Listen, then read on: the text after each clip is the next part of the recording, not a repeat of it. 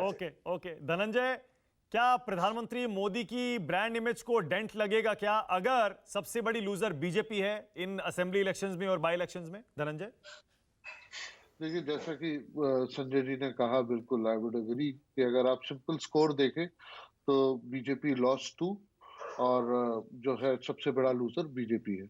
But साथ ही साथ जो दूसरी बड़ी बात है वो ये है कि नैरेटिव के अंदर कौन जीत रहा है।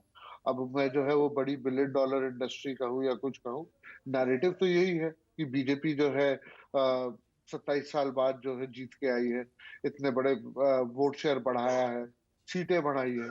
अगर आप इसको सिंपली डिसाइफर करें तो बीजेपी का जो 3-1% का स्विंग है, पॉजिटिव स्विंग है, अब वो जो है दो चार फैक्टर से क्लियरली एक्सप्लेन होता है। हिंदुस्तान के अंदर चुनावों में जो है वोट वेस्टेज का एक कॉन्सेप्ट है कि वोट वेस्ट नहीं करना।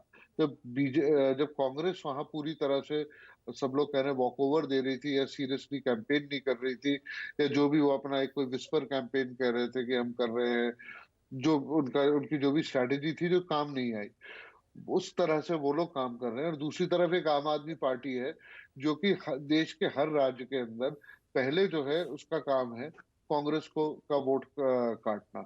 उसने कांग्रेस का वोट काटा, तो जब कांग्रेस का जो वो 40-42% का वोटर था वो तो वही है, वो दोनों पार्टियों के अंदर बट गया।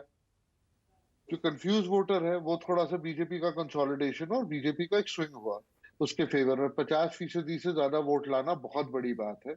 और उसके अंदर हम गुजरात के चुनाव जो है 2007 से हर चुनाव के अंदर ये हो रहा है कि जब प्री पोल सर्वे आते हैं और जब रिजल्ट आता है तो दोनों के अंदर जो है रिजल्ट के अंदर बीजेपी को ज्यादा सीटें मिलती है। अधिकांश प्री पोल सर्वे से 2007 के अंदर तो मुझे याद है, मैं संजय जी के साथ ही काम करता था, हमने 100 से कम सीटें दी थी प्री पोल में। फिर एग्जिट पोल आते आते जो है दिखा कि भाई ये तो जो है कहीं ज्यादा जा रहा है, 115-120 तक जा सकता है। तो ये जो है हमेशा हुआ है। अब की बार भी वोट स्प्लिटिंग जो है, अगर आम आदमी पार्टी 10% क्रॉस कर रही थी तो माधव सिंह सोलंकी का जो रिकॉर्ड है वो बीजेपी तोड़ देगी। ये मेरे ख्याल से हम लोगों के अंदर जो है अनसेट कंसेंसस होगा। मतलब मेरी संजय जी से बात नहीं हुई, यशवंत दास से बात नहीं हुई, तो हम लोगों का जो है अगर बात करते तो ये बात अंडरस्टूड थी कि 10-12% वोट आम आदमी पार्टी ले आएगी। वो हमेशा कांग्रेस का ही वोट खाती है ज्यादा, तो जाहिर सी बात है कि बीजेपी जो है 140 की 150 भी क्रॉस कर सकती है। तो एक तो वो हुआ। उसके अंदर समझने वाली बात यह है कि हर बार चुनाव में एंड में प्रधानमंत्री जोर देते हैं, वहां पर वो सबसे बड़े ब्रांड हैं गुजरात के अंदर। गुजरात के साथ एक अलग ही इमोशनल कनेक्ट है, तो राष्ट्रीय स्तर पे बड़े ब्रांड है, उस पर कोई दो राय नहीं है, पर गुजरात के साथ एक अलग इमोशनल कनेक्ट है। और उसे एंड में जो है जो गुजरात के वोटर की नफ्स है उसे दबा कर, भले आपको पाकिस्तान की बात करनी है, लव जिहाद की बात करनी है, सद्दाम हुसैन बनाना है, जो करना है वो करके जो है अल्टीमेटली आप इलेक्शन जीत जाते हैं। वही चीज जो है बिहार में नहीं काम करी, जहां का समीकरण कुछ और है, वही काम करती। पर गुजरात एक ऐसा पॉइंट है जहां वो इमोशनल कनेक्ट आते ही जो है वोट बीजेपी का कंसोलिडेट हो जाता है। पिछला चुनाव शायद 17 का कांग्रेस का सबसे अच्छा चुनाव था गुजरात में पिछले 20-25 साल में।